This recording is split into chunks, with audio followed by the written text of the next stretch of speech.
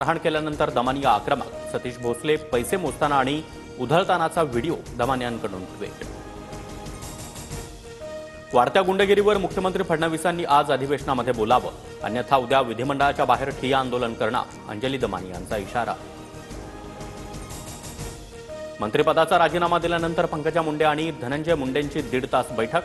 प्रकृती ठीक नसल्यानं पंकजा मुंडेंनी धनंजय मुंडेंच्या तब्येतीची विचारपूस केल्याची माहिती। घाटकोपरची भाषा ही गुजराती, मुंबईमध्ये येणाऱ्यानं मराठी शिकलंच पाहिजे असं काही नाही। राष्ट्रीय स्वयंसेवक संघाच्या भैयाजी जोशी यांच्या वादग्रस्त वक्तव्यावर विरोधक आक्रमक। महाराष्ट्रात आता नवे अनाजी पंत आणि औरंगजेब तयार झाले आहेत। भैयाजी जोशी यांच्या वक्तव्यावर उद्धव ठाकरेंची टीका, राजद्रोहाचा गुन्हा दाखल करण्याची मागणी।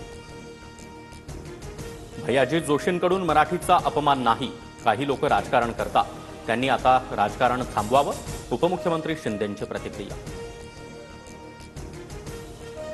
आमचा औरंगजेब सुतारवाडीत बसलाय, आमदार महेंद्र थोरवेंची नाव न घेता तटकरे यांच्यावर सडकून टीका।